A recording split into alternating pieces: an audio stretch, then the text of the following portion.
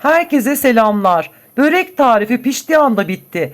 Öyle lezzetli oldu ki yiyenler tadına hayran kaldı. Kolay ve hızlı, kaç tepsi yaparsanız yapın, tepsi fırından çıktığı gibi biter. İster 5 çayına, ister kahvaltı yanına. Deneyecek olanlara afiyet olsun. Uygun büyüklükteki tavamız orta ateşte yanan ocağımızın üzerine alalım.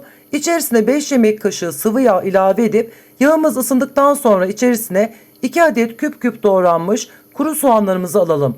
Birkaç dakika kavurduktan sonra hemen üzerine küçük küçük yemeklik doğranmış 2 adet yeşil biberlerimizi ilave edip hemen ardından 4 diş rendelenmiş sarımsak da ilave edilip soğanlarla birlikte kavurmaya devam edelim. Sebzeleri 2-3 dakika kavurduktan sonra üzerine 300 gram orta yağlı dana kıyma ilave edilir ve kıymalarımız kendi suyunu salana kadar ara ara karıştıralım ve yarım yemek kaşığı salça ilave edip 3-4 dakika kavuralım. Kendi suyuyla özdeşen harcımızın içerisine 1 tatlı kaşığı kekik, 1 çay kaşığı karabiber, 1 çay kaşığı kimyon, 1 çay kaşığı tuz ilave edilir ve iç harcımız suyunu çekene kadar pişirilip ocağın altı kapatılır ve malzemelerimiz ılımaya bırakılır. 1 yemek kaşığı eritilmiş margarin fırın borcam tepsisinin her yerine gelecek şekilde güzelce yağlanır. Lavaş ekmeğimiz tezgah üzerine alınır, kıyma harcından yeterince konulur. Sarılarak rulo şekline getirilip yağlanmış fırın tepsisine dizilir. 6 adet lavaşımı sırayla aynı yöntemle hazırlayıp bitirdim.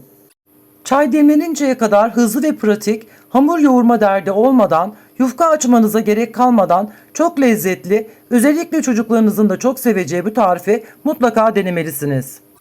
Borcam tepsisine dizmiş olduğum 6 adet börek rulolarının her yerine eşit gelecek şekilde 1 su bardağı süt tepsi üzerinde gezdirilerek lavaşların üzerine dökülür.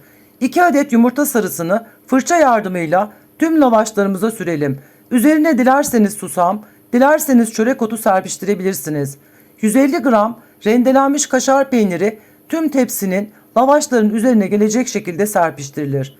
Önceden ısıtılmış 200 derece fırının alt üst ayarında önce 10 dakika pişirilir, sonra derece 170 dereceye ayarlanıp 10 dakika daha üzerleri kızarana kadar pişirilir. İlk buharı çıktıktan sonra servis edebilirsiniz. Kanalıma ücretsiz olarak abonelik yapıp her türlü sorularınızı, eleştirilerinizi yorumlar kısmında sorabilirsiniz, yazabilirsiniz. Hoşça kalın, sağlıkla, sevgiyle kalın. Deneyecek olanlara afiyet olsun.